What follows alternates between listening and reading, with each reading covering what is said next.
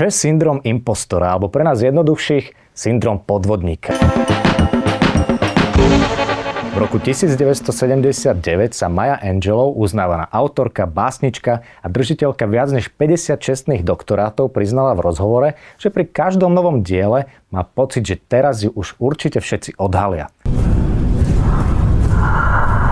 Že zistia, že vlastne nič nevie. A nie je jediná. Albert Einstein o sebe raz povedal, že ho občas sužuje pocit, že mu ľudia jeho úspechy pripisujú omylom.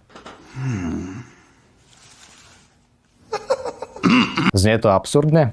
Vitaj vo svete syndrómu impostora. Alebo ak chceš, syndrómu podvodníka.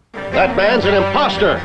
That man is the imposter. Je to psychologický fenomén, kedy máš vnútorný pocit, že si svoje úspechy nezaslúžiš a že raz príde moment, keď na to všetci prídu.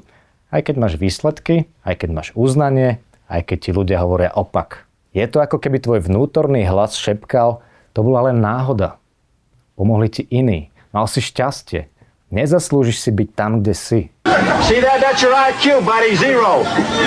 Syndrom impostora nepostihuje len začínajúcich študentov alebo juniorov. Práve naopak. Čím vyššie sa dostaneš, čím viac zodpovedností máš, tým častejšie prichádza. Paradoxne, tí najkompetentnejší ľudia často najviac pochybujú o sebe. Zatiaľ čo tí nekompetentní si sú väčšinou až nebezpečne istí. Ale tu je kľúčová vec, že ten pocit nie je dôkazom tvojej neschopnosti, ale dôkazom tvojej uvedomelosti. Že si vedomý toho, čo nevieš.